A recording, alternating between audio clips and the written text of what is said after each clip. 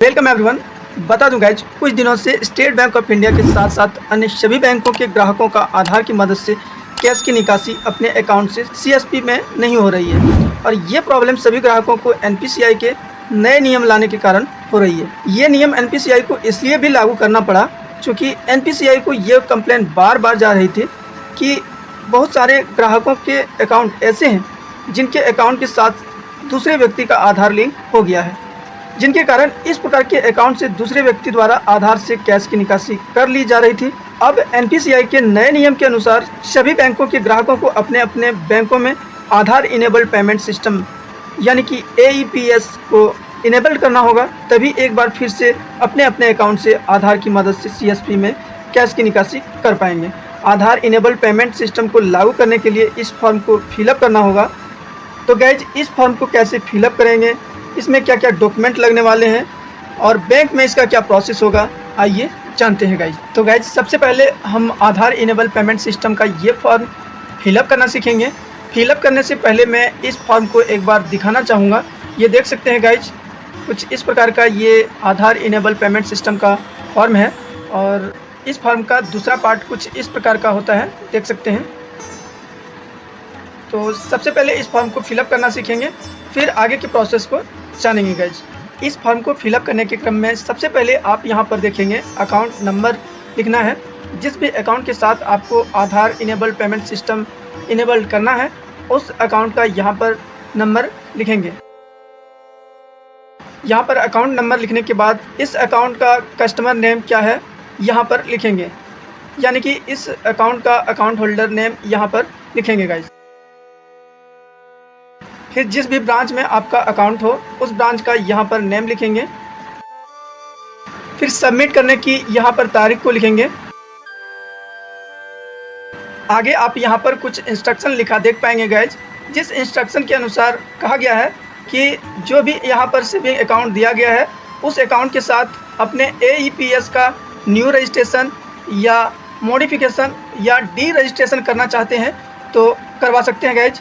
जैसे कि आगे आप यहाँ पर देख भी सकते हैं, आगे आप आधार इनेबल पेमेंट सिस्टम के माध्यम से कितना मिनिमम और मैक्सिमम ट्रांजैक्शन कर सकते हैं।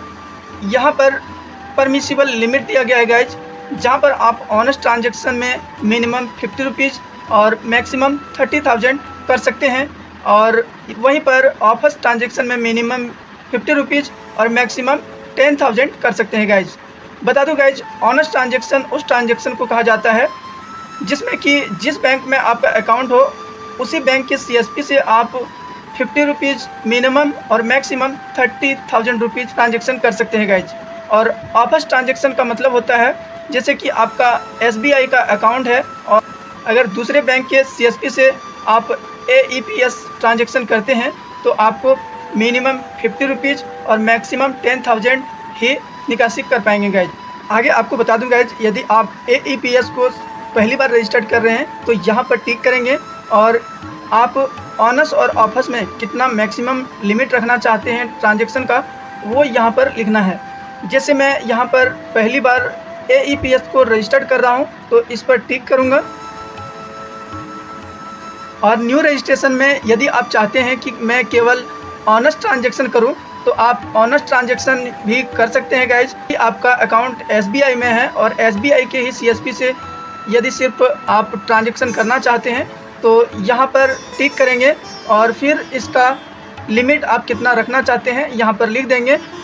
और बता दूं गाइज, यहाँ पर यदि आप ऑनर्स और ऑफर्स दोनों में ट्रांजैक्शन करना चाहते हैं तो यहाँ पर आप टिक करेंगे और यहाँ पर ऑनर्स का ट्रांजैक्शन लिमिट मैक्सिमम कितना रखना चाहते हैं यहाँ पर लिखेंगे और ऑफर्स पर ट्रांजैक्शन मैक्सिमम लिमिट कितना रखना चाहते हैं यहाँ पर लिखेंगे गाइज। तो मैं यहाँ पर चाहता हूँ कि ऑनर्स और ऑफर्स दोनों ट्रांजैक्शन करूँ, जिसमें कि हम एसबीआई के सीएसपी और अदर बैंक के सीएसपी से भी एईपीएस के माध्यम से ट्रांजैक्शन कर सकता हूँ। मैं इसके लिए ऑनर्स पर ट्रांजैक्शन मैक्सिमम लिमिट 30,000 जो कि मैक्सिमम है वही रखना चाहता हूँ, तो इसके लिए मैं यहाँ पर 30,000 लिख दूंगा गाइज। आप यदि इससे कम भी लिमिट रखना चाहते हैं तो आप कम भी रख सकते हैं। और ऑफर्स ट्रांजैक्शन भी मैं मैक्सिमम जितना यहाँ पर दिया गया है उतना ही रखूँगा।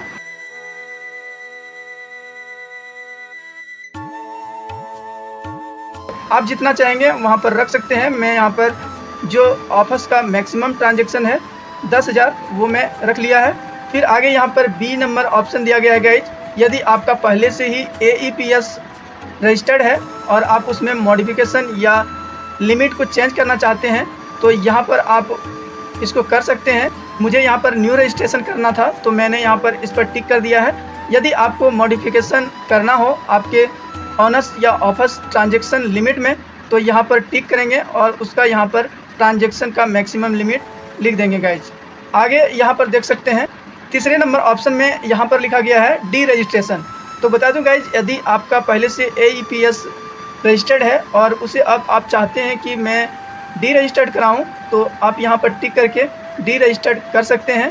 फिर इस बॉक्स में अकाउंट होल्डर द्वारा सिग्नेचर किया जाएगा, चाहे आप AEPS का न्यू रजिस्ट्रेशन कर रहे हों या मॉडिफिकेशन कर रहे हों या डी रजिस्ट्रेशन कर रहे हो गाइज, यहाँ पर अकाउंट होल्डर द्वारा सिग्नेचर किया जाएगा। और यदि अकाउंट होल्डर द्वारा थंब इम्प्रेशन लगाया जाता हो तो यहाँ पर थंब इम्प्रेशन लगाएंगे। मैं यहाँ पर सिग्नेचर करता हूँ तो मैं सिग्नेचर करूँगा गाइज। फिर आगे आपको यहाँ पर और भी बॉक्सेस दिखेंगे जिसमें कि हमें कुछ भी छेड़छाड़ नहीं करना है, ये बैंक अधिकारी द्वारा फिलअप किया जाएगा और सिग्नेचर किए जाएंगे गाइज। तो इस प्रकार से इस फॉर्म को फिलअप कर लेना है। आगे बता दूं गाइज, इस फॉर्म को फिलअप करने के साथ ही आपको डॉक्यूमेंट के रूप में आधार कार्ड की एक जेरॉक्स कॉपी लगने वाली है। साथ ही आपका अपना eKYC जो कि अपने SBI के CSP से या तो अपने ब्रांच में निकलवा करके इस फॉर्म के साथ अटैच कर देंगे और सभी डॉक्यूमेंट के साथ इस फॉर्म को अपने सर्विस मैनेजर को ब्रांच में दे देना है। और इस प्रकार से आपके अकाउंट के साथ आधार इनेबल पेमेंट सिस्टम इनेबल्ड होने के बाद आसानी से CSP में आधार की मदद से कैश की निकासी कर पाएंगे। यदि यह वीडियो आपको इन्फॉर्मेटिव और नॉलेजेबल लगा हो तो वीडियो को लाइक करें और चैनल पर पहली बार आए हो तो चैनल को सब्सक्राइब करके बेल नोटिफिकेशन को भी ऑन कर लें। फिर मिलेंगे किसी नए इन्फॉर्मेटिव और नॉलेजेबल वीडियो के साथ। तब तक के लिए जय हिंद, वंदे मातरम।